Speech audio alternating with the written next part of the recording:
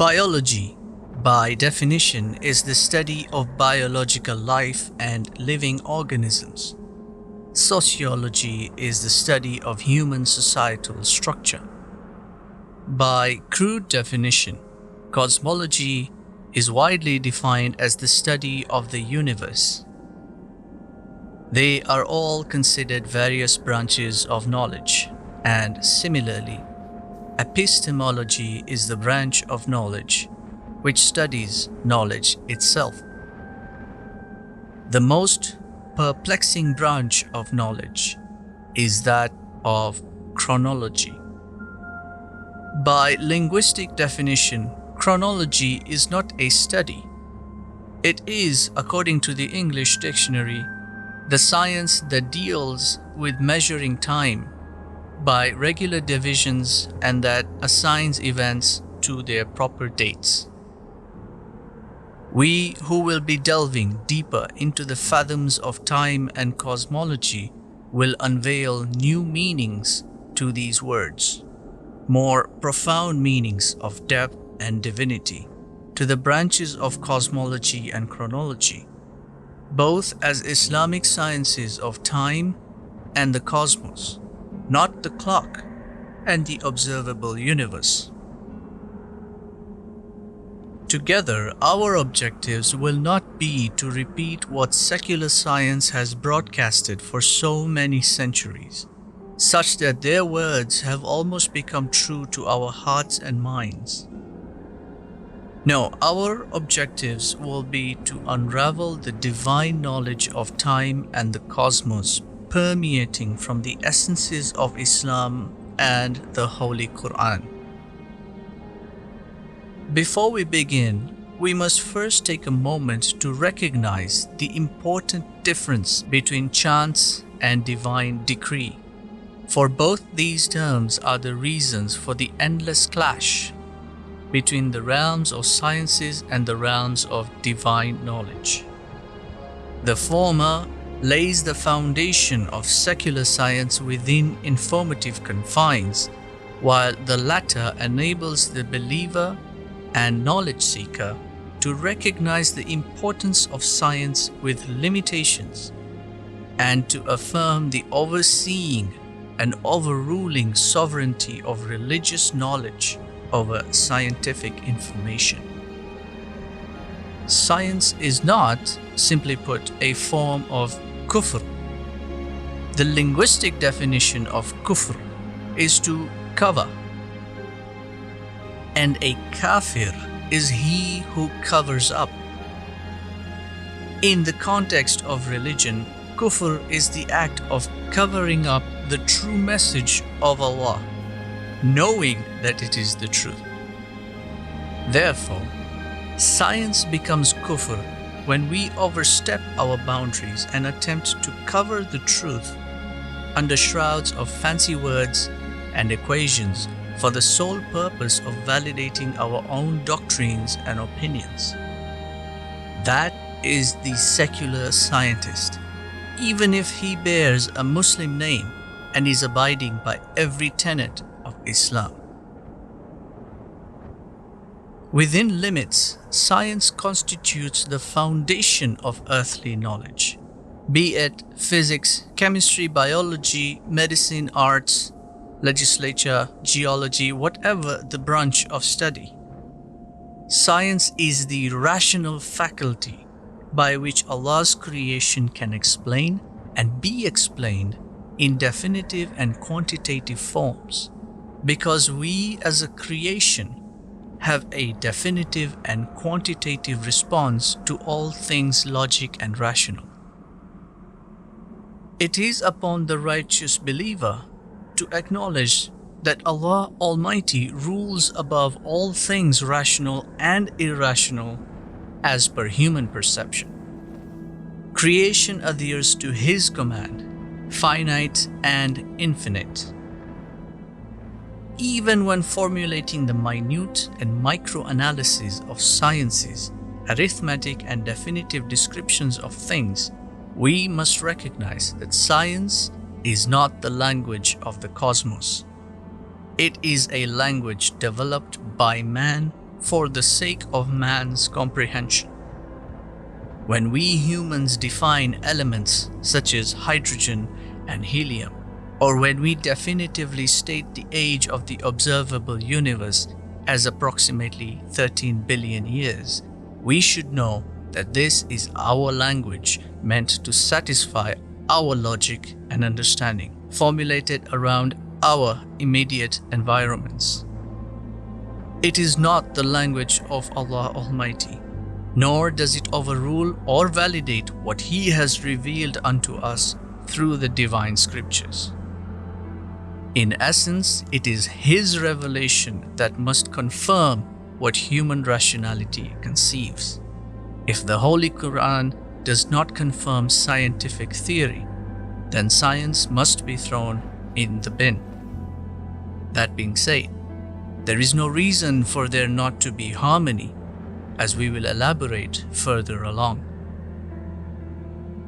The subjects of chronology and cosmology are not only complex in their own respects, but just as controversial, often resulting in vastly opinionated differences.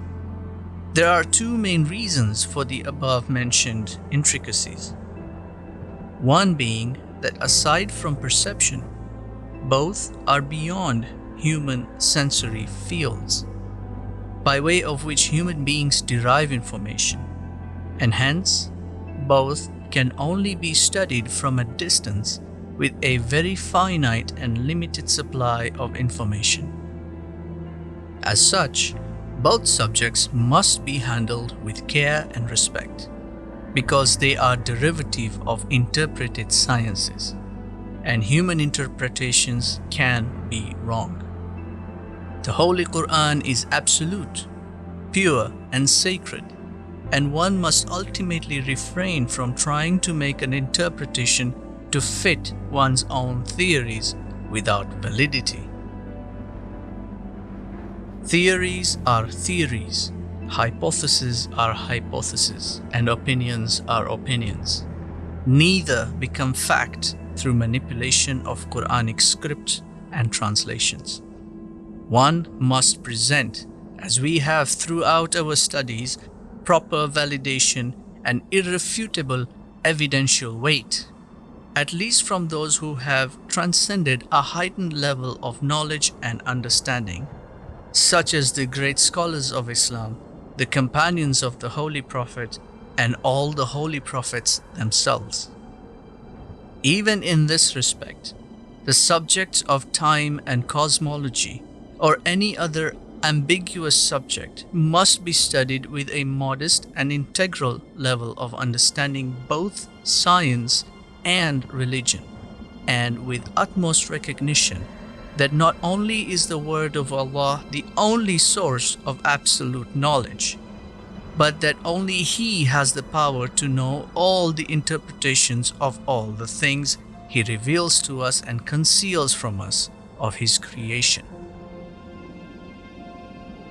Let us now begin with understanding the limitations of science, namely the oldest academic discipline and branch of science that deals with the naturalistics, arithmetics, and mechanics of things. The foundations of physical sciences, or physics, are chiefly defined by the three laws of thermodynamics. The first law, the law of conservation, states that energy is always conserved in an isolated system, cannot be created nor destroyed. It can only be transferred. For example, turning on a switch to a bulb is the conversion of electrical energy into heat energy into luminous energy, and so on.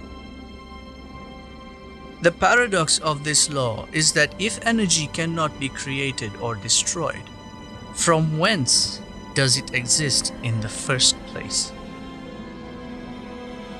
The second law of thermodynamics deals with the natural direction of energy processes. An example of this law is that heat, on its own accord, will naturally flow from a hot environment to a cold environment. This again falls into the same contradiction as the first law. For energy to be transferred, not only must it exist in the first place, so too should the medium of transfer. The third law of thermodynamics is the law of entropy, and by far the most confounding of all three. Entropy is the measure of order and efficiency of energy in a system. A system is said to have reached maximum entropy, that is, disorder and chaos, when it has exhausted all its energy and order, becoming inefficient or chaotic. In short, it is a quantitative measure of what could be defined as an absence of energy, similar to cold or darkness. The laws of thermodynamics, hence the laws of physics, only hold true to human perception and with regards to the tangible compositions of the finite universe observed. By and large, they regulate the physical, chemical, and biological states of existence by adhering to a simple principle. Everything that has a beginning has an end. The limitation is that these laws do not encompass the actuality of intangible concepts, such as those of time, knowledge, wisdom, light, and even as difficult as it may be to comprehend, the sublime existence of humanity beyond biological existence. In short, these laws cannot explain, nor do they acknowledge, akhirah, or the actuality of the hereafter, nor the actualities of the samawat, the heavens, the arsh, the throne of Allah, Jannah, paradise, and Jahannam, hell. In summary, the laws of physics state that the universe will eventually die in its own entropy, defined as the heat death of the universe, by way of exhausting all its fuel and energy. The universe cannot have existed in any other form aside from its physical form before the Big Bang, and so will not exist in any other form after its death. Both these statements are given weight by an additional hypothesis called the zero-sum universe, which foremost states that the universe emerged from nothing, and further states that the total equivalent energy of the universe is zero, with positive energy balancing out with negative energy.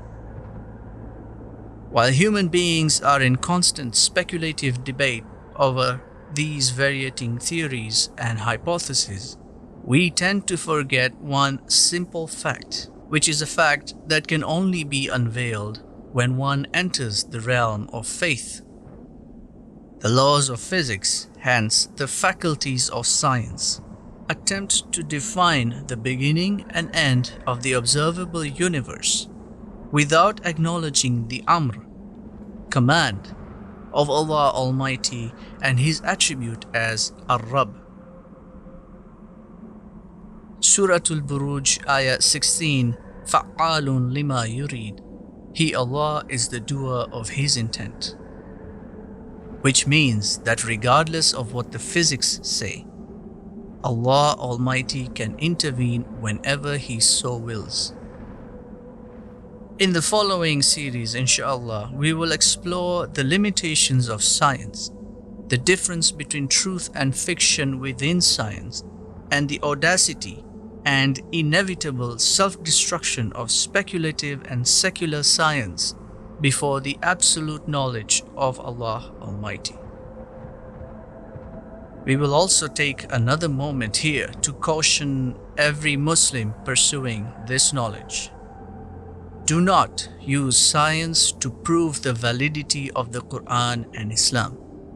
Do not use scientific discoveries to prove the divinity of the Holy Quran. or to prove the existence of God. Allah Almighty and His Holy Scriptures do not need us to prove their existence. The pursuit of such notions is not only an insult to our own intellects, but an even graver insult to Allah Almighty and His divinity. He is the creator of worlds because He is neither cause nor effect. He does not beget, nor is He begotten.